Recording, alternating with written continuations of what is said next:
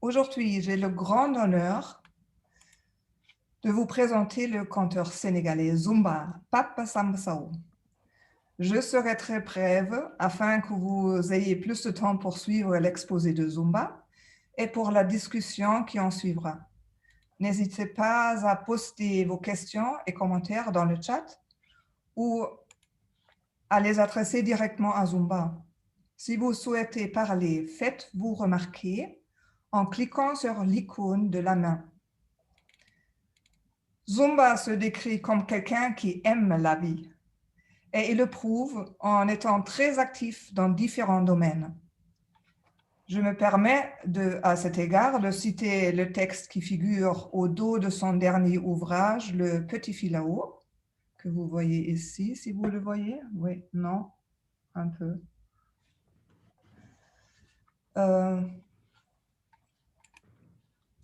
De l'année 2021.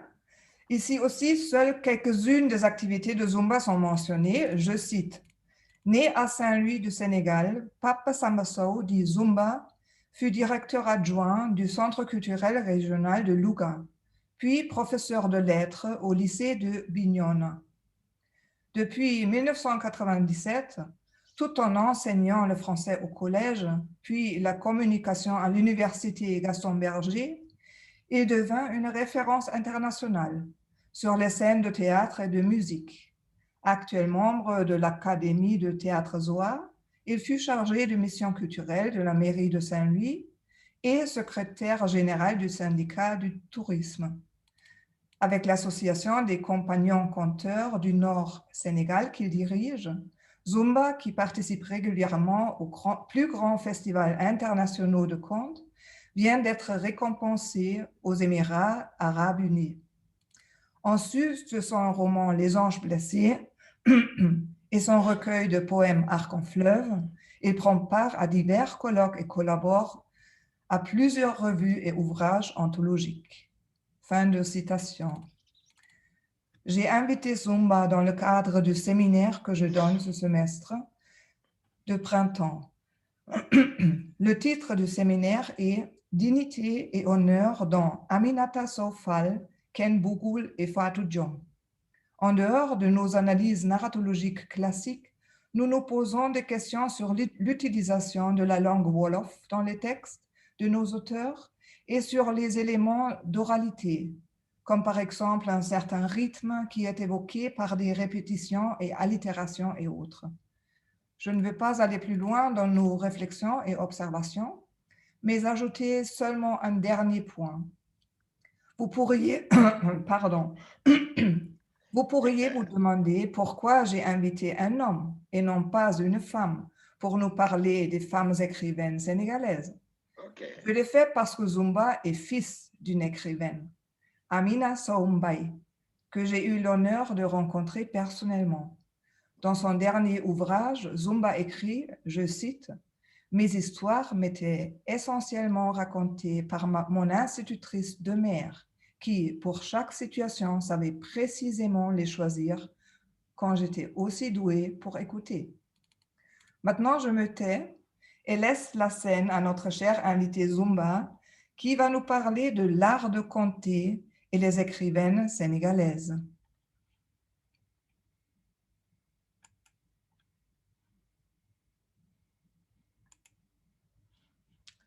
Voilà, Zumba. Voilà. Bon, merci Stéphanie. J'espère que les invités comprendront que nous sommes en Afrique noire. Les coupures, Internet, le courant. Stéphanie a longtemps vécu chez nous et elle connaît. C'est un peu dommage. Voilà, on a essayé. Je me disais peut-être même que je vais le faire à l'Institut français, mais quand il fait 10 heures chez vous, ici, il fait 8 heures. Et ça, c'était un problème. J'ai dit, bon, on va le faire chez moi. J'ai Internet. Ça ne va pas couper. Ça ne va pas couper. Je touche du bois. C'était très bien ce que disait Stéphanie, parce que j'aurais même laissé Stéphanie continuer à parler. C'était un beau conte qu'elle présentait. Elle parlait de moi, et moi, j'adore qu'on me fasse la pommade. Bonjour, chers amis, étudiants, professeurs et amoureux du conte et de la plume féminine sénégalaise. La pandémie du coronavirus aura donc seulement reporté cette séance qui normalement aurait dû se tenir en mars 2020 en présentiel, normalement. Mais ça fait ce que cela fait. Heureusement, on se rattrape et c'est même bien comme ça aussi. Je suis vraiment enjoué de cette opportunité que j'ai de partager avec vous une expérience d'écrivain, une expérience de professeur, une expérience de conteur international. Et je remercie pour cela d'abord le professeur Thomas Klinkert, qui déjà en 2015 m'avait déjà invité dans le cadre d'un très vaste projet de recherche sur l'otium, initié par l'université Albert Ludwig de Freiburg.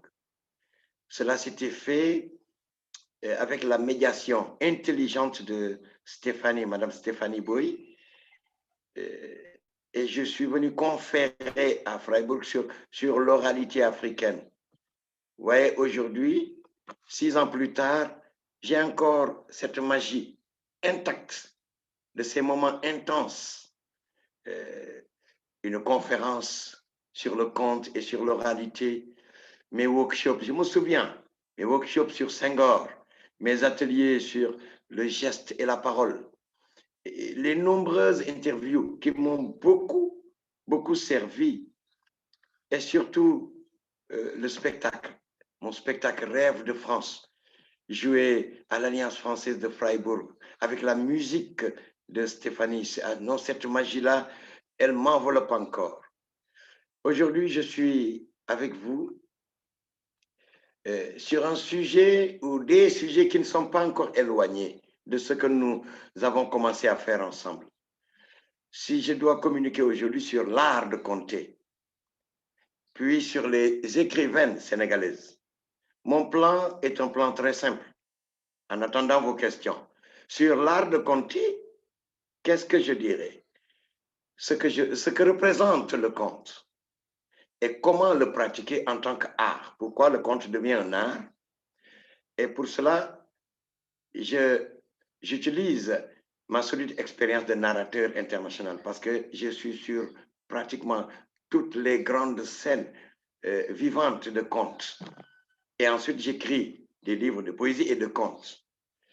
Puis sur le deuxième thème, la littérature féminine sénégalaise, ma contribution sera prétendument artistique et amusante. Elle ne revendiquera pas une exhaustivité scientifique, mais elle sera axée sur les écrivaines que je connais plus précisément. Déjà, je sais quelles sont les écrivaines ciblées de Stéphanie et de vos classes, de vos cours. Et par chance, je les connais personnellement. Ce sont des tantes ou des amies. Ma mère, elle est écrivaine, Amina Saoumbaï. Aminta Saoufal et ma mère sont des parentes et ont même le même homonyme. Je vais comme je veux chez Aminta Saoufal et elle est tout le temps chez nous. Fatou Diom, c'est mon amie, c'est ma jeune amie, c'est ma petite sœur. Fatou Diom, on s'est connus en 2012 à Accra, au Ghana. Elle devait faire une conférence au lycée français Jacques Prévert et moi, j'étais invité pour piloter, pour diriger un stage de conte sur la semaine du conte pour les enfants de l'école française et nous avons sympathisé. Et Ken Bougoul, elle était à Saint-Louis en mars déjà. Le 20 mars, elle était invitée par l'université, par l'Institut français de Saint-Louis. Elle est encore là en résidence parce qu'elle fait un travail de texte qui doit être dansé. Elle fait aussi un travail magnifique. Et il y en a d'autres, mais ces trois-là particulièrement moi, j'aurais rajouté ma mère, et ça, j'en parlerai tout à l'heure. Alors, sur l'art de compter. C'est bien, Stéphanie a été inspirée de lire un petit extrait de la 4e de couverture de mon dernier livre, Le Petit Filao, publié chez Edilivre à Paris en mars 2021. Donc, c'est un livre que moi, je ne tiens pas encore en main. Parce que Edilivre, ça fait ce que ça fait. C'est assez loin, c'est un peu cher. L'auteur n'a pas, voilà, n'a même pas son ouvrage qu'il doit commander. Voilà, je ne l'ai pas encore. Mais je ne le tiens pas encore, mais j'ai ici mon manuscrit. Alors, dans le livre, je dis ce que c'est que le conte, ce que représente le conte. Le conte est un art oral. Il est oral d'abord. Même quand on écrit un conte, on ne doit pas oublier qu'on est dans un domaine de l'oralité. Même quand c'est écrit, la graphie ne doit pas faire oublier que le conte, il est issu d'une longue tradition orale. Il s'alimente d'une généreuse tradition orale. Moi, je suis à l'aise dans le conte. Pourquoi? Parce que je vis en Afrique. Je suis né et j'ai grandi en Afrique. Et l'Afrique, c'est l'Afrique du verbe. Quand en Occident, ils ont inventé l'écriture, ils ont découvert l'écriture depuis longtemps, ils l'ont utilisée. Nous, pendant longtemps, on ne connaissait pas l'écriture. Nous parlions. Donc, ce sont les contes, les proverbes, les devinettes, les lavanes qui permettaient d'éduquer, qui permettaient vraiment de faire notre peuple, de le faire avec grand F. Ceux qui racontent, donc, ils sont encore plus profonds que nos griots, nos précieux griots. Le griot, il fait parler les grands hommes. Je ne sais pas si vous connaissez tous ce que c'est que les griots. C'est une société nous avions des sociétés de castes. Et le griot était une caste d'artistes, de troubadours et trouvères, comme en Europe ils l'avaient. Mais eux, ils font parler les grands hommes de la grande histoire. Nous, conteurs, nous sommes les allégoriseurs du langage. Le conteur, c'est celui qui rend vrai l'imaginaire. C'est celui qui garantit l'équilibre du tempo social. Parce que compter, c'est tout un art. C'est un art total. Total, ça veut dire avec de la musique, avec de la danse, mais ça ne nécessite pas absolument que le conteur soit un artiste, qu'il sache danser, etc. Non, qu'il ait de la musique, qu'il sache jouer de la musique, non.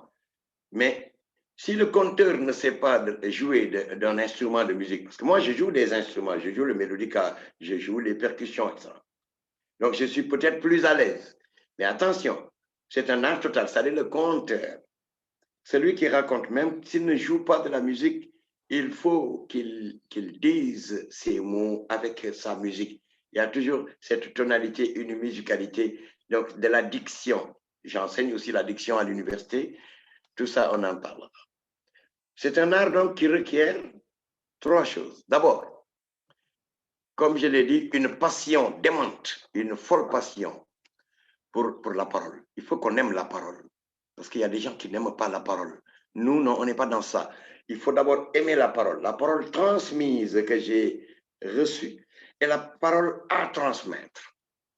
Le conteur doit avoir une culture générale qui est éprouvée par la curiosité. Parce que si vous n'êtes pas curieux, vous ne savez pas observer les autres, l'autre, l'homme, l'altérité. Vous ne savez pas observer le monde. Donc, je ne vois pas pourquoi vous allez compter, parce que vous n'avez pas vraiment à raconter. Donc, vous n'avez pas de culture générale. Vous ne savez pas regarder, vous ne savez pas écouter, vous ne savez pas entendre. Et 3, il faut qu'il y ait aussi un attrait, une attirance pour le merveilleux, pour le monde merveilleux, pour l'imaginaire. Je vais ajouter il faut aussi une vive mémoire, il faut savoir retenir les choses. Mais parce que même si tu observes et que tu ne retiens rien, c'est un problème si tu dois compter. Enfin seulement, il faut un talent. Et le talent, pour moi, il n'existe pas. Le talent, c'est seulement l'expérience qui le nourrit, qui nourrit le talent. Le conte, excusez-moi, le conte n'est pas inféodé au théâtre. Ce n'est pas un sous-genre. Parce que moi, je me bats toujours contre ça. Ici au Sénégal, pendant longtemps, on ne respectait pas vraiment les conteurs. On savait seulement que telle personne fait un conte, c'est un conteur, mais on le prenait seulement pour un comédien, il était affilié au théâtre et c'est tout. Alors que fort de sa voix, de ses gestes, le narrateur n'est pas un acteur, c'est pas un vulgaire acteur. Il est artiste, oui, il est un artiste majuscule. Mais lui, le conteur, jamais il ne racontera la même histoire de la même façon. Il va toujours improviser selon le cadre physique et humain de son audition, de son auditoire. Il a un charme envoûtant qui, l'air de rien, va pousser à l'écouter, à l'entendre dire, c'est-à-dire à parler avec son âme. Le conte, ce n'est pas la fable. Vous savez, le conte, il s'étale, il se livre, il se donne comme la fable, La Fontaine. Toutes ces histoires, je peux les compter. Tous mes contes, je peux aussi en faire des fables. Ça ne fait pas le même genre. Mais il est différent maintenant. Parce que le conte, il ne s'adresse pas à tout le monde. Si je veux compter pour vous, vous êtes en Allemagne, vous êtes à Zurich, je veux compter pour vous alors que vous ne connaissez pas l'Afrique. Moi, je suis africain et le conte que j'ai choisi pour vous le raconter, il faudra que je l'adapte. Le conte ne s'adresse pas à tout le monde. Il s'adresse à un groupe précis. Moi, le 10 heures, il va rejoindre le groupe par le ton. Il le rejoint par le rythme. Il le rejoint par un langage qui va s'harmoniser au niveau de culture et à l'environnement. C'est cela, le conte. Il est différent de la fable, alors que la fable est un genre qui s'adresse à tout le monde. C'est-à-dire la morale de la fable est une morale universelle. Quand on lit une fable, quand on dit une fable, donc on va vous parler de la prosopopée animale, par exemple, le loup et l'agneau, le lièvre et la tortue. Ou bien on va présenter des arbres qui parlent. On nous dit le chêne et le roseau. Mais en fait, le chêne, c'est un humain. Le roseau, c'est un humain. Donc, les arbres sont personnifiés. Mais donc, c'est universel. Alors que le conte, on compte pour des Français, parce que ça, c'est la culture des Français. Ou bien on compte pour des Allemands. Je vais compter pour des Allemands. C'est la Schwarzwald, quoi. C'est la forêt noire. Je vais mettre, au lieu de mettre un lion du Sénégal, et je vais remplacer, par exemple, par le loup. Par un loup, parce que c'est ça qu'ils ont. Nous, ici, on n'a pas de loup. Donc, on s'adapte. La cible qui va écouter, ça peut être un village, ça peut être un quartier, ça peut être une ethnie ou une ville. Mais cette cible, elle a toujours une empreinte de ses spécificités. C'est spécifique, générationnel.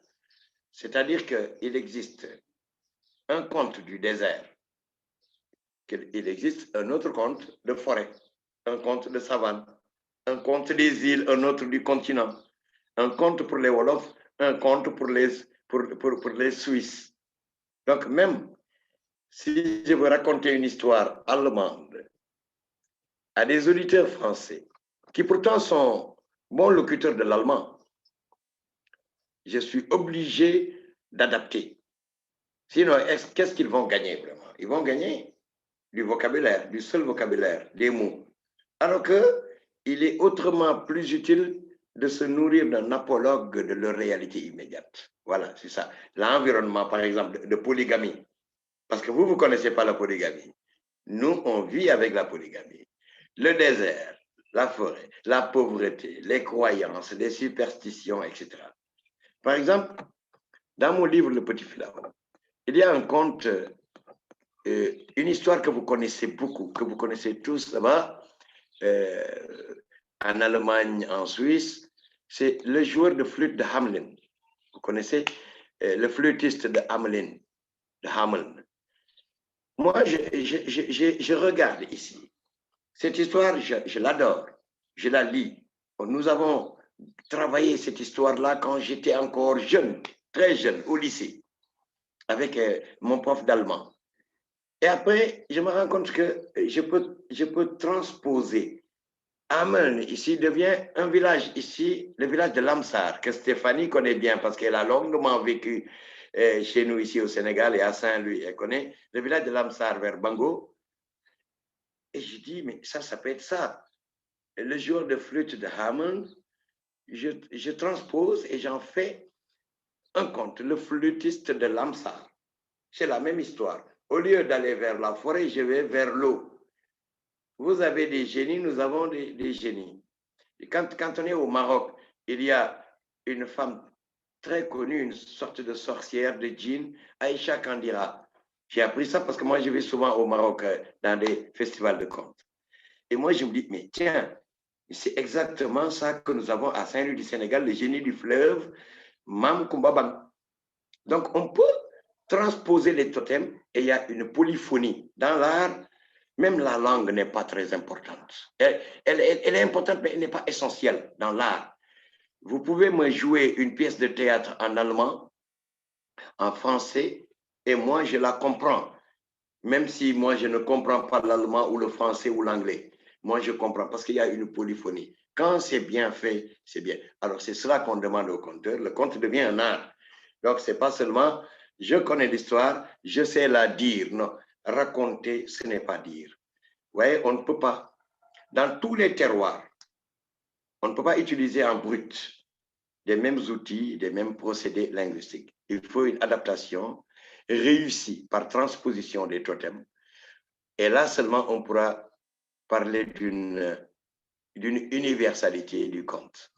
Mais pourtant, attention, le conte, sans dire adieu au terroir, le conte est un globe-trotter. Les contes, ils voyagent partout, dans tous les pays, dans tous les continents, dans toutes les grandes villes et dans les moindres hameaux. C'est la façon de les commencer, de les ouvrir, ce qu'on appelle au conte le leitmotiv. C'est ça qui change. Chez les Anglais, ils commencent toutes leurs histoires, tous leurs contes par Once Upon a Time. Les Bambara commencent en disant Tallinn, Tallinn, les Bambara, dans le pays mandingue. Nous en avons ici au Sénégal, en Guinée, en Gambie, au Mali, etc. Les Peuls, et moi je suis Peul, les Peuls, ils commencent tous leurs contes par en disant Kankawon Nord. Les Français, ils diront quoi? Il était une fois, ou bien ils diront il y avait une fois, ou bien c'était au temps où les bêtes parlaient. Ça, ce sont des leitmotifs. Et les Allemands, je sais qu'ils commencent leur conte en disant es war einmal. Donc, chaque peuple a sa façon de commencer son histoire. C'est pour avoir cette validité, cette acceptation de l'auditoire. Chez nous, les Wolofs, au Sénégal, c'est encore plus long. Nous recherchons une interactivité. Parce que chez nous, la vie, elle est communautaire. Le je, le moi, n'existe pas vraiment en Afrique noire. Ici, tout est communauté, tout est collectif. Quand je veux compter, je dois raconter. Ceux qui écoutent mon histoire sont aussi des éléments actants de mon jeu de parole. Ici, le public assure les cœurs de tous les champs de l'histoire. Donc, notre formule au Sénégal, elle est plus longue. Et je sais que Stéphanie Boy, elle connaît. Elle sait tout ça. Nous commençons par un jeu de questions-réponses. Questions-réponses. En fait, ce n'est même pas les questions. C'est une façon de les accrocher et de les faire participer. Et eux aussi me posent des questions et moi aussi, j'y réponds. C'est les bonnes, les bonnes. À mon avis, dans am, je vais traduire ça. Ça veut dire quoi? Ça veut dire comptons. La réponse du public, c'est oui, comptez.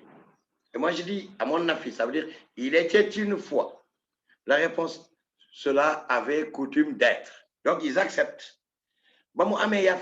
Mais étais-tu présent? Étais-tu témoin quand cela fut? La réponse, c'est toi qui as dit et nous avons entendu. Et ça veut dire les paroles d'aujourd'hui ne valent pas d'être écoutées. La réponse du public les tienne surtout. Donc le public, il accepte que je vais raconter une histoire qui parfois peut être dans le merveilleux, peut être parfois de l'imaginaire fou, mais le public accepte que cela est possible parce que nous sommes dans l'univers du conte. Il y a le vraisemblable. Quand je dis par exemple que l'arbre a parlé, quand je dis que j'ai vu Dieu, telle personne a parlé à un chien ou à un cheval, le cheval avait des ailes et a volé, ça, donc on va accepter. C'est ça l'histoire. Si je ne fais pas ce leitmotiv-là, si je n'introduis pas comme ça, avec l'acceptation du public, il y a quelque chose qui va bloquer. On ne va pas m'arrêter pour me dire ce n'est pas vrai. Mais dans leur tête, donc on est dans le mensonge, alors que le conte n'est pas mensonge, c'est une autre réalité.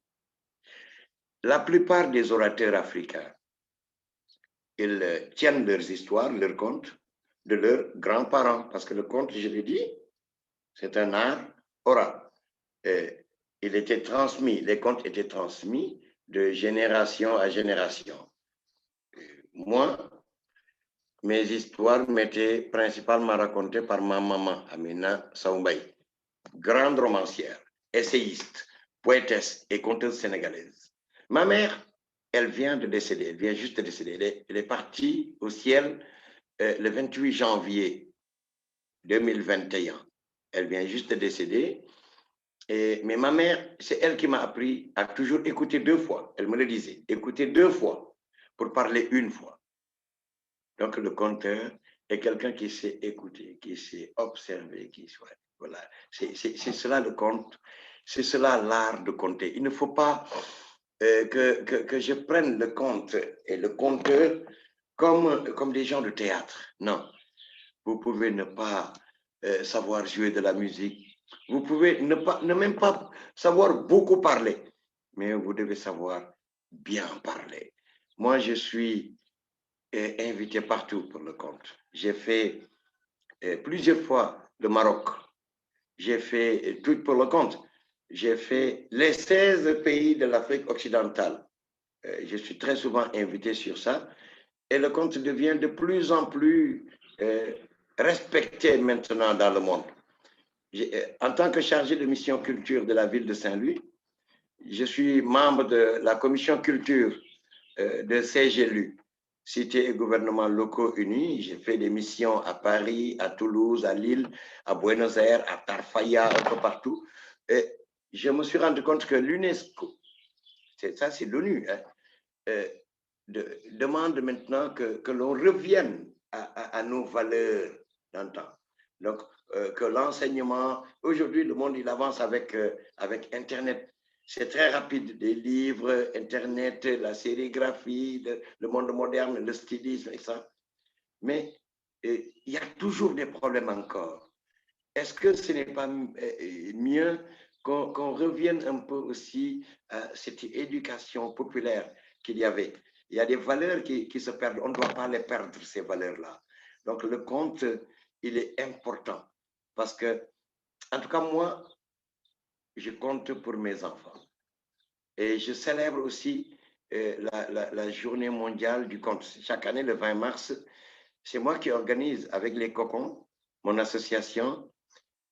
Nous organisons, nous célébrons vraiment le Festival international de conte de Saint-Louis, les Palabrages. C'est cette pandémie du coronavirus qui fait qu'on ne l'a pas organisé l'année dernière, on ne l'a pas organisé cette année. Et c'est vraiment triste parce que c'est international, il faut faire voyager les gens, ce qui n'était pas possible. Mais le conte, et maintenant, c'est ça, c'est cet art qui me tient, moi. Mon premier livre n'était même pas un roman. Ma première publication était une contribution à un ouvrage anthologique sur le théâtre. Et moi, j'ai écrit le théâtre nu, le théâtre des valeurs, le théâtre navétane, le théâtre des valeurs, les valeurs qu'il y a dans le théâtre populaire sénégalais. Donc, c'était une analyse critique du théâtre populaire sénégalais. Après, mon second livre, publié en 2009, c'était un roman. Un roman, Les Anges blessés. Je crois qu'il y en a peut-être quelques-uns qui l'ont parce que j'en avais amené beaucoup en Allemagne. Un roman, Les Anges blessés, qui parlait d'une réalité, de réalités locales ici, même qui peuvent parfois être universelles. Comment un être humain peut être un paria. Je pouvais même, pour le roman, je pouvais choisir comme genre le conte et l'écrire en tant que conte. Je l'ai même parfois un peu regretté parce que c'était un complexe. Je me suis dit, en tout cas au Sénégal, c'est le roman qui est considéré comme genre premier. Si vous voulez vraiment être connu, vous voulez vraiment que les gens vous apprécient et disent, voilà, c'est un écrivain, il faut écrire des romans. Mais pas de la poésie, pas des contes. C'était considéré comme des sortes de sous-genres. Je dis, c'est une longue nouvelle, c'est un conte, mais je vais augmenter un peu des choses, en faire un roman. Et ça a marché, c'est un livre qui se vend bien, qui est bien accueilli par la critique. Mais après, je me suis dit, non, moi, je suis conteur parce que je passe ma vie, je passe tout mon temps à raconter. À raconter quoi? À raconter ma vie, à raconter la vie des autres, à raconter la ville, à raconter la musique de mon pays, à raconter les arbres, à raconter la terre. Donc, je suis poète, mais en racontant, puisque je le raconte en toute poésie, avec musique, avec danse, mais je suis un conteur. Pourquoi je n'ai pas osé écrire un livre de contes? Et je me suis dit, il me faudra écrire un livre de contes. J'enseigne aussi, et même le conte, je l'enseigne à l'Université de Saint-Louis. Mais attention, quand on parle de professeur, c'est le professeur Thomas Klinkert qui est professeur. Moi, je n'ai aucune prétention. Je n'ai pas le PhD, je n'ai pas le doctorat. En principe, je ne devrais pas enseigner dans une université. Et ça fait 10 ans que j'enseigne à l'université. Ils ont besoin de gens d'expérience. Et donc, je suis donc ce qu'on appelle en anglais un temporary professor, un professeur vacataire. Voilà. Et je suis donc pour partager mes expériences et avec des modules précis quand même. J'ai aussi enseigné l'UFR lettres. J'ai enseigné la technique de rédaction de discours. J'enseigne aussi comment écrire un livre. Mais c'était surtout la poésie. Comment écrire, enseigner la poésie. Voilà. Merci. Pour le conte, je pourrais me mettre à parler ici jusqu'à demain. Vous ne pouvez pas m'arrêter parce que ça, c'est mon univers. Le conte est un genre que moi, je considère comme un genre majeur. Parce que le conteur, l'art de conter, le conteur, il ne peut pas être méchant. C'est un homme de bien. C'est quelqu'un qui connaît l'histoire, qui s'intéresse à l'histoire de la zone qu'il raconte. Si je dis je suis conteur sénégalais, il faut que je connaisse le Sénégal, l'histoire et toute la vie, la cosmogonie culturelle de mon Sénégal. Le Sénégal, c'est pas seulement un Sénégal uniforme comme ça. Le Sénégal, c'est d'anciens royaumes. Il y a eu plusieurs royaumes qui ont fait ce Sénégal-là. Et moi, je dis, je suis conteur sénégalais et je raconte à Louga, dans une région, ou bien je raconte à Kédougou, dans une autre région. Il faut que je puisse savoir, si je m'adresse à des Diola au sud de la Casamance, je dois savoir c'était quoi les royaumes Diola, qu'est-ce qui les tenait, qu'est-ce qui fait que les Diola sont aussi solides, quelles sont les valeurs des Diola, pour ne pas m'éloigner de ces valeurs-là, pour éviter de dire, même pas des contre-vérités, parce que le conte, c'est aussi de la fiction, mais pour éviter aussi de les heurter. On peut faire avancer une société en parlant bien, parce que la parole, elle est précieuse. C'est le verbe. Le verbe, ici en Afrique, il est extrêmement important. Voilà ce que c'est que le conte. Voilà ce que je peux dire sur le conte. Et avec votre permission, je me branche. C'est les écrivaines sénégalaises. Après seulement, on fera une sorte de break pour vos questions, autant sur le conte, sur l'art de conter, que sur les écrivaines sénégalaises. Et pour les écrivaines, je l'ai dit, je connais bien. D'abord, moi, je suis écrivain. Stéphanie, en me présentant, dit, OK, on choisit un homme alors qu'on va parler de la littérature féminine sénégalaise. Ma mère avait l'habitude, si ma mère était là vivante, je prends un de ses textes, une de ses préparations, parce que ma mère, elle a fait beaucoup de conférences sur les écrivaines sénégalaises. Et moi, je l'accompagnais, je lui servais parfois de secrétaire aussi. On faisait tout ensemble. Ma mère, c'était ma meilleure amie. Alors, on a l'habitude de dire ici que la littérature féminine sénégalaise, les écrivaines, les femmes qui ont commencé à écrire, elles ont seulement commencé à écrire après les indépendances. C'est vrai, hein? C'est vrai, ça c'est ce qu'on dit. Bon, mais ici, on ne parle jamais de Phyllis Wheatley. Essayez de vous documenter sur Phyllis Wheatley. C'était une jeune Sénégalaise déportée aux États-Unis en 1761. Elle avait entre 7 à 8 ans. Ce n'est pas encore son âge, il a fallu observer ses dents pour savoir qu'elle ne pouvait pas avoir plus de 8 ans, qu'elle ne pouvait pas avoir moins de 7 ans. Elle est considérée, Phyllis Wheatley, comme la mère de la littérature nègre. Vous savez, 1761, à cette époque-là. Et maintenant, là, je parle de Phyllis Wheatley, 1761, parce qu'elle était dans la poésie, elle a beaucoup écrit, et beaucoup écrit sur de la littérature poétique, mais intimiste. Et beaucoup plus tard, en 2009, nous avons une Sénégalaise, Marie Ndiaye, qui est lauréate du prix féminin en 2001 et qui gagne le prix Goncourt en 2009. Ça, pour dire que donc, nous avons au Sénégal des femmes qui écrivent. Je suis à l'aise pour parler des femmes et de l'écriture des femmes. Parce que d'abord, je dis que je suis écrivain. Et écrivain un peu prolixe aussi, parce que j'ai fait roman, j'ai fait conte, j'ai fait critique littéraire, et j'ai fait aussi drame. Je suis aussi dramaturge, donc j'écris des genres différents. J'ai été 2 fois directeur de bibliothèque. À Louga, en 1989, j'étais directeur de la bibliothèque régionale de Louga, et j'ai ouvert aussi la bibliothèque publique départementale de Bignona. Et donc, j'étais très à l'aise. Pourquoi? Ma mère me défendait de dire ça. Elle me disait que vous, les artistes là, vous voulez que les gens vous voient, parlent de vous, vous ne vous méfiez pas des mauvaises langues. Ma mère me disait ça.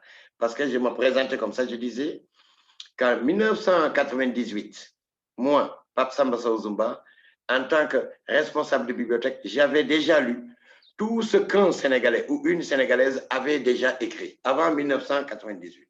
Pourquoi? Parce que j'étais avantagé pour pouvoir commander des livres. Ce n'était pas beaucoup de livres. Il n'y avait pas beaucoup d'ouvrages. Il n'y en avait pas 100. Et donc, je pouvais commander tous les ouvrages de tous les auteurs qui avaient écrit et qui étaient des Sénégalais ou des Sénégalaises qui avaient publié avant 1998. Après 1998, ce n'est plus possible parce que c'était vraiment énorme. Les femmes écrivent. C'est comme si elles avaient décidé de se mettre à écrire. C'est comme si l'écriture, la plume était leur arme première. C'était vraiment leur bazooka. Avant cela, les premiers écrivains sénégalais étaient seulement des hommes. Seulement des hommes. Et ça, c'est normal. Parce que les femmes, avant, n'allaient même pas à l'école. Déjà l'école était tabou. L'école française était considérée comme tabou, même pour les hommes. Alors, a fortiori, pour les femmes. Ça se conçoit bien. Alors, ces premiers écrivains, ils devaient faire le procès du colonialisme. Ils ont été formés le plus souvent pour ceux qui enseignent à l'école normale William Ponty. Et donc, ils ont produit des fictions générales, très générales. Je parle des femmes qui écrivent, mais il me faut dire qu'il y a eu beaucoup d'hommes quand même avant les femmes. Et ces hommes, c'est à partir de 1920. Donc, on n'est pas encore indépendant. En 1920, c'est Mapate Diagne qui a publié Les 3 volontés de Malik. En 1925, il y a Bakary Diallo qui raconte son expérience de tirailleur sénégalais en écrivant un roman très fort qui s'appelle Force Bonté. Et puis, dans les années 30, c'est la poésie. La poésie avec notre grand académicien Senghor et le mouvement de la négritude. Ils vont donner vraiment à la littérature sénégalaise une autre dimension, une dimension vraiment internationale. Et voilà, une vraie force. Parce que après la Seconde Guerre mondiale, maintenant, on a des romanciers, on a Ousmane Sosé, on a Sembène Ousmane, le cinéaste. Il y a Cheikh Hamidou Kane, qui a écrit L'aventure ambiguë, Abdoulaye Sadji, et d'autres encore, voilà, qui étaient au Sénégal, et d'autres encore qui étaient à l'extérieur et qui ont écrit des livres, mais toujours des hommes. Les plus connus aussi, c'est Birago Diop, qui est poète et conteur, c'est Cheikh Ali Oundaou, qui a écrit aussi des pièces historiques, Ibrahim Sall, qui fut mon professeur, et Boubacar Boris Diop, qui est sans doute aussi un des auteurs les plus connus de la génération actuelle, parce que lui, il voyage beaucoup, il fait beaucoup de conférences aussi. Bon, maintenant, pour étudier le roman féminin africain, même africain, hein, je ne dis même pas sénégalais, il faut s'intéresser à son évolution. C'est d'abord une écriture de soumission. Il y avait d'abord un complexe d'infériorité. Après, il y a une prise de conscience, un réveil de la conscience. La littérature était dominée par des écrivains hommes, et les hommes, ils ne sont pas vraiment sérieux. C'est-à-dire, leur littérature était une littérature orientée, et ça, on le comprend. Parce que quand on va à l'indépendance, donc on doit se battre. Donc, ceux qui écrivent, leur écriture est une écriture militante. Ils doivent écrire le problème qu'ils vivent.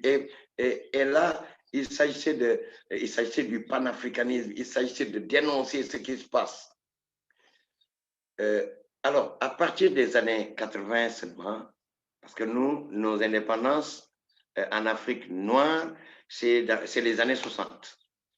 Même quand on va à l'indépendance dans les années 60, pour nous, le Sénégal, c'est le 4 avril 1960, les femmes n'ont pas encore écrit.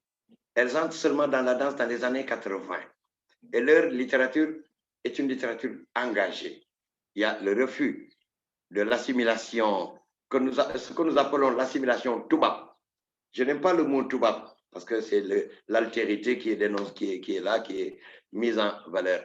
Mais c'est le refus de l'assimilation française, parce que nous écrivons en français, nous parlons français, nous mangeons français, nous mangeons avec des fourchettes, etc. Alors qu'en Afrique, nous tous nous mangeons avec la main autour du même bol, etc.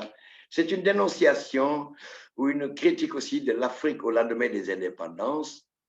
Et cette critique, elle est sur le plan social, sur le plan politique, sur le plan économique, sur le plan culturel. Les femmes au Sénégal sont entrées dans l'écriture avec d'abord le roman de mœurs. Bien sûr, il y a eu un peu de poésie, mais généralement, c'est le roman de mœurs. C'est le genre le plus narratif. Ce roman est celui qui donne le plus de liberté pour allier la fiction et la réalité. Il y a Maria Maba, une si longue lettre de Maria Maba, qui est au programme scolaire depuis très longtemps. Il y a Aminta Sow Fall, Tata Aminta, moi je l'appelle Tata Aminta Sow Fall, qui est actuellement à Saint-Louis, directrice du CIRLAC, centre d'échange culturel, et qui voyage beaucoup, qui est toujours entre les États-Unis, la France et le Sénégal, et ça, parce qu'elle est vraiment engagée dans la politique culturelle de son pays. Elle a été directrice du Centre d'études des civilisations, directrice des archives culturelles nationales du Sénégal.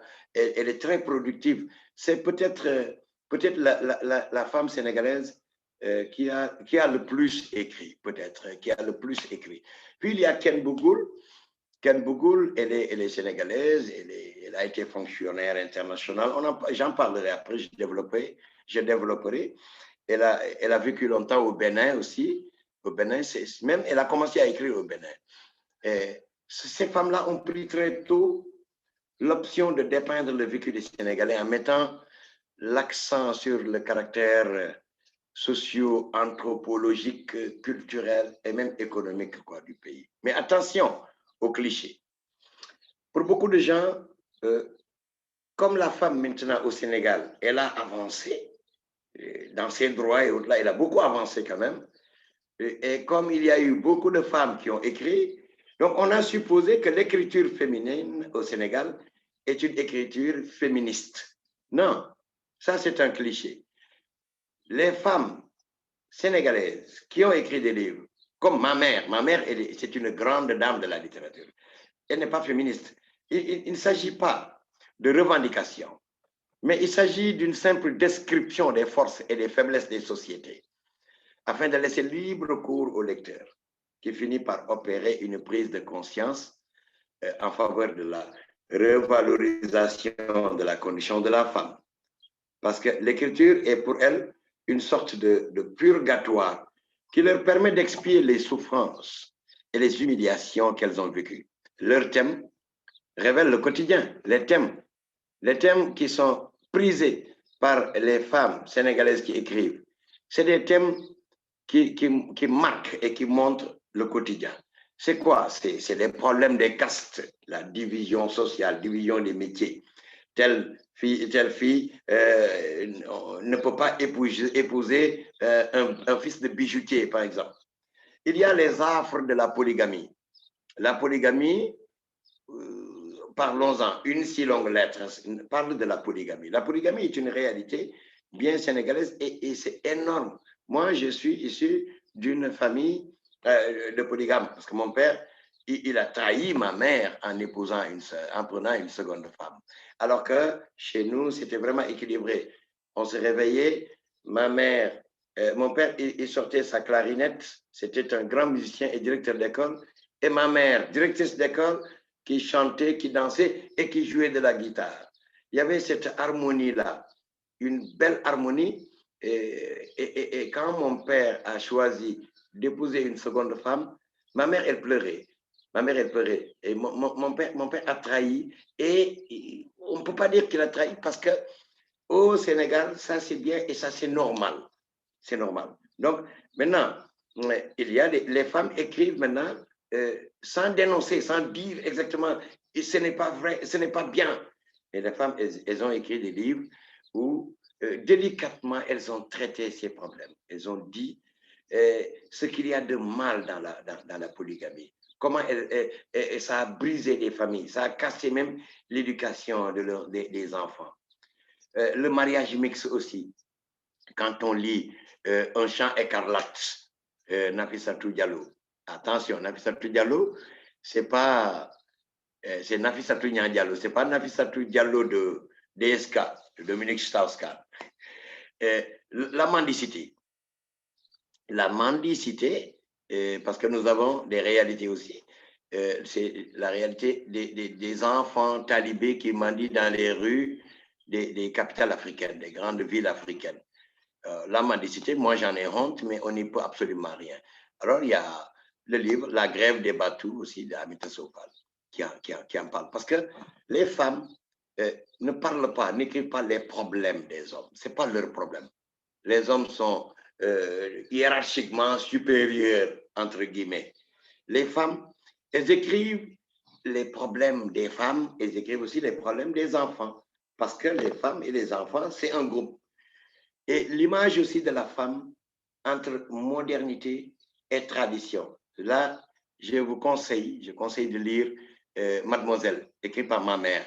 Mademoiselle est le roman écrit, le premier livre de ma mère, Mademoiselle, publié au NEA Edicef, jeunesse. Mademoiselle raconte l'histoire, c'est autobiographique, hein, l'histoire d'une jeune fille qui vient d'être affectée, qui sort de l'école de formation des institutrices et qui est affectée dans une zone vraiment où il y a le poids de la tradition, etc. Alors, entre tradition et modernité, donc c'est vraiment un roman avant-gardiste, quoi. Je me souviens qu'à l'époque, le ministre de l'Éducation nationale, le professeur Ibader Thiam, il avait lu et il avait recommandé à tous les enseignants, à tous les niveaux, qu'ils soient d'université et qu'ils soient de l'élémentaire ou du lycée, de lire ce livre, mademoiselle, et d'en faire leur bréviaire. Voilà. Il y a le poids de l'honneur aussi. Les femmes écrivent pour parler du poids de l'honneur, par exemple dans Le Revenant ou pour Le sang du Mourtier, etc. Donc, ce n'est que donc après les indépendances que les femmes ont commencé à publier. D'abord, des ouvrages assez modestes, comme le recueil de poèmes de Annette Mbaye d'Erneville. Annette Mbaye d'Erneville, moi je la considère comme la première, la pionnière, avant Phyllis Wheatley, parce que c'est au milieu des années 70. Il y a l'autobiographie de Nafissatou Diallo. Il y a les romans de Aminata Sow Fall, de Mariam Abba, de Mam Younous Dieng. Mam Younous Dieng, moi je ne la connais pas, mais j'ai lu ses livres. Ce qui est intéressant à saluer, c'est que le livre de Mam Younous, son premier livre, a été oublié, entre guillemets, pendant 20 ans chez un éditeur. Pendant 20 ans. Alors, maintenant, on se pose la question, parce que quand ça a été publié en 1976, alors qu'elle a déposé ça en 1997, elle a déposé ça en 1970, on s'est dit pourquoi le livre a été oublié chez l'éditeur. Parce qu'à l'époque, certains thèmes qu'elle développait, donc non, c'était censuré. Maintenant, ces thèmes-là, beaucoup plus tard, ces thèmes sont acceptés. Maintenant, les femmes, elles ont eu des droits. Voilà pourquoi Mam Younous est intéressante. Depuis le début des années 80, un grand nombre de femmes se lancent aussi dans l'écriture romanesque. Myriam Warner, Biera, Aminta Maïgaka, Tita Mandelou, qui aussi est Saint-Louisienne. Tita Mandelou, qui a longtemps habité à New York. Ma mère Abina Saoumbaï, Ken Bougoul, Ndei Bouri Ndiaye, Mariam Mandoui, qui est maintenant en Tunisie, et qui a été directrice aussi du BSDA, le Bureau sénégalais des droits d'auteur. Il y a Sokhna Benga pour la plus jeune génération. Il y a Jacqueline Fatima Bokoum, Nafissatou Dia. Il y a beaucoup de femmes qui ont écrit. Et aujourd'hui, on a même des petites, on a de très jeunes comme Hajar pour Mera Cham, qui a écrit de la poésie, et les slameuses, Lambeau d'Errance. Il y a la fameuse étudiante Diary Sow. Je sais que vous avez peut-être suivi son histoire, celle qui avait fugué, qui avait disparu, et on en a parlé tellement.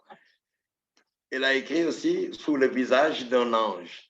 Il y a Tita Mandelou, a été Grand Prix du président de la République pour les lettres, avec son livre, son roman Signal Anna, en 1991. Et ça, c'est assez notoire. Vous êtes au Sénégal, où vraiment la femme ne représentait pas vraiment beaucoup de choses. La femme était encore une valeur secondaire.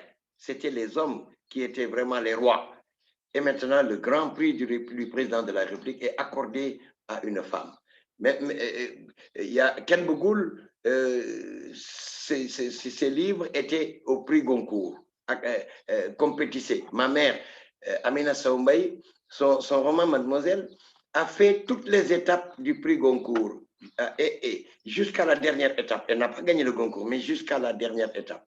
Cela veut dire que les femmes, elles écrivent. Mais pourquoi elles écrivent? Elles sont bien dans l'écriture parce que généralement, elles sont des institutrices ou des sages femmes, des journalistes comme Fatima Bokoum, Jacqueline Fatima Bokoum.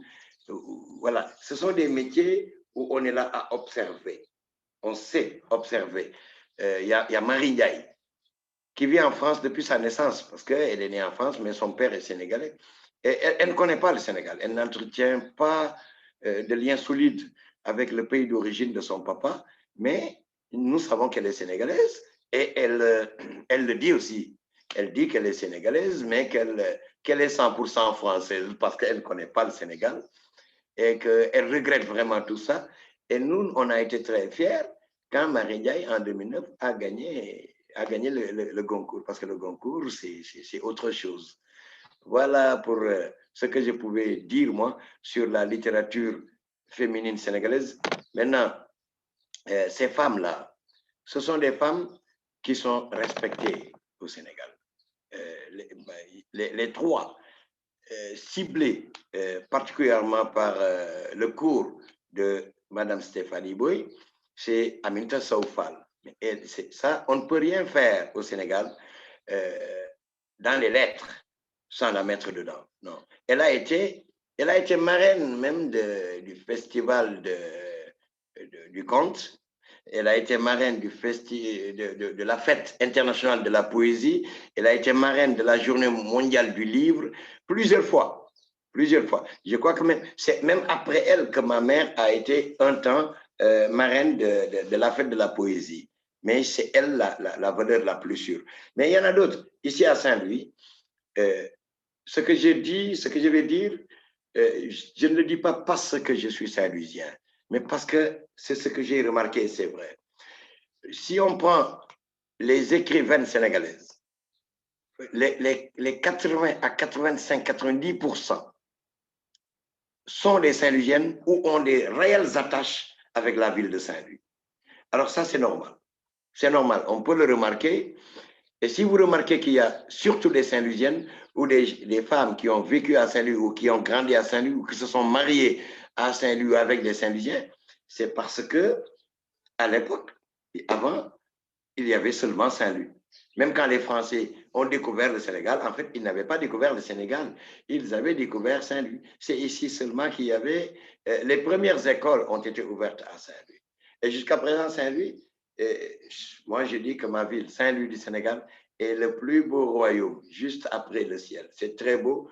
Et ici, on met les gens à l'école et on les suit. L'école ici, la scolarisation est une réalité à Saint-Louis. Alors qu'ailleurs, si vous allez dans le centre du Sénégal ou dans le sud, bon, les filles, ce n'est pas très important qu'on les mette à l'école. Les filles, elles sont là pour les travaux ménagers, etc. Voilà. Mais ici, les filles vont à l'école et les filles compétissent et les filles remportent des prix. Ici, à Saint-Louis du Sénégal, Saint-Louis est une ville scolarisée. C'est vraiment une ville pionnière donc, dans les domaines de l'intellect. Voilà. Donc, voilà.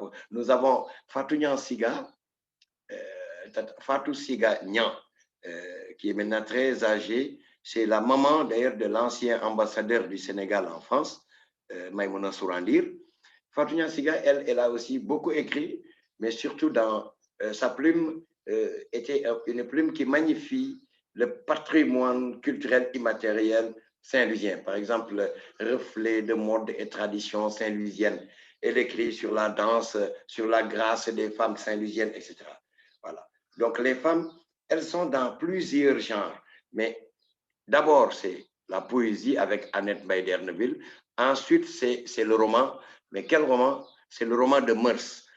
Alors, pour me résumer, les femmes qui écrivent et qui sont sénégalaises n'ont pas écrit d'une plume féministe, en tout cas du féminisme déclaré, non. Elles ont seulement mis le doigt sur la plaie sans dire « oh, ça fait mal ». Elles mettent le doigt sur des choses, voilà, des choses extrêmement délicates, parce qu'ici, il y a des choses qui sont tabous. Nous sommes dans un pays où il y a, bien sûr, un syncrétisme religieux, mais dans la réalité, nous avons plus de 90% de musulmans. Donc, on n'est pas un pays musulman, comme la Mauritanie voisine, mais l'islam, la religion musulmane, est vraiment la première réalité de la vie ici. Donc, on marche avec les préceptes de l'islam. Donc, quand on se met à écrire des livres et qu'on est une femme aussi, on doit faire attention. Donc, l'écriture n'est pas vraiment une écriture libre.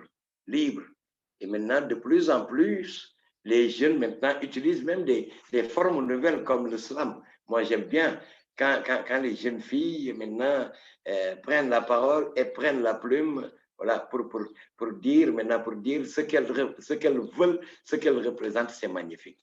Voilà, je vais m'en tenir là.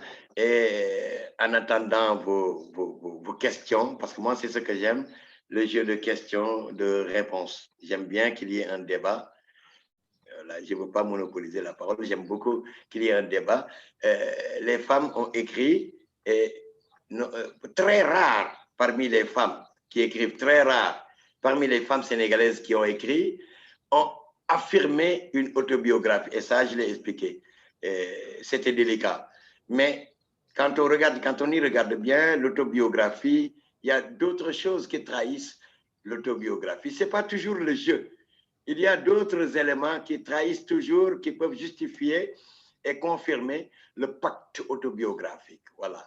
Quand on lit un livre, on se rend compte que, voilà, là, l'auteur, est-ce que ce n'est pas sa propre histoire? Si ce n'est pas son histoire, en tout cas, c'est l'histoire de sa fille, ou c'est l'histoire de sa nièce. Mais en tout cas, c'est une histoire de proximité. Voilà, les femmes, leur plume est une plume que moi, personnellement, Zumba, et je suis critique, autorisé pour en parler, l'écriture des femmes à Saint-Louis, les écrivaines sénégalaises ont une plume plus honnête que celle des hommes. Les hommes voient les problèmes et vont parler de problèmes ailleurs, de problèmes universels.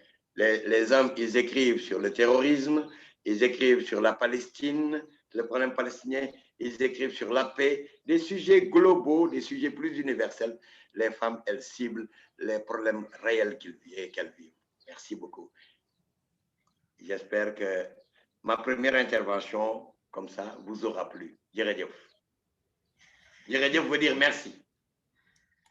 Oui, merci beaucoup.